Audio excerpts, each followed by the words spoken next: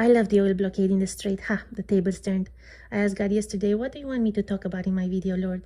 And the thought of the misunderstanding of the word enemy came to my mind. I said to myself, an enemy is an enemy, one who opposes you, an adversary. But let's look it up. I must be missing something. There are many issues in the Bible that are misunderstood and were preached wrongly from the pulpit for centuries now, like the issue of divorce and remarriage. Anyone can remarry if they are legally divorced. The washing of feet. I can wash my own feet, thank you. Back then, people wore sandals walking in the dust. When they stepped in someone's house, the servant would wash their feet. Peers never washed each other's feet, let alone teachers to disciples as Jesus did. He just wanted to set an example of servitude. We don't have to literally do it today. There are other ways we can humbly serve one another.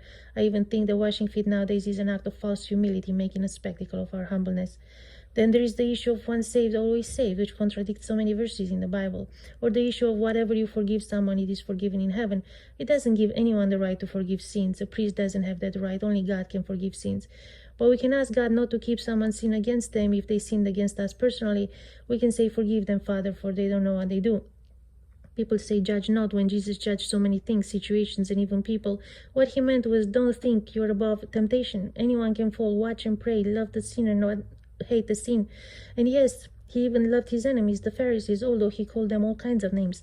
He was only trying to jolt them out of their self-deception and help them get saved. We must make sure we understand the Bible correctly. We won't reach this generation and gather in the last days harvest if we don't reanalyze what we've been preaching for years. We have Christians more appalled about the president cursing than the thousands of people in Iran dying in the streets or living in hell under the tyrannical regime. What are the unbelievers thinking? I'll tell you, Christians are a bunch of sissies. I don't agree with cursing every other word, but some situations require certain strong words. Listen to General Patton's speech before the invasion of France, the best military speech ever. We must get our theology straight or we'll lose this generation. It's interesting, America sent so many missionaries out into the world, and now we see missionaries from other countries coming here to help America not fall asleep at the wheel. Because when you slowly turn on the heat on a pot, you can boil a frog to death. But take a frog from outside and throw it into hot water and it will jump right back out. You've been slowly boiling to death, America. Time to jump out and take control of the helm again.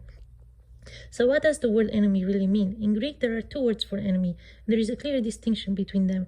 There is a personal enemy, ectros, which is the word Matthew uses quoting Jesus, ectroi plural, and there is polemius, an enemy of the state, a political military enemy. Same in Latin, inimicus is a private enemy, hostis a public enemy. Now we can pray the psalms like Hexed did at the Pentagon recently, break the teeth of the ungodly, blow them away like chaff before the wind. Other verses say, let them fall in their own pits, may their path be dark and slippery with the angel of the Lord pursuing them. Consume them in your wrath, consume them till they are no more. This is my prayer today against the terrorist regime in Iran, in Jesus' name.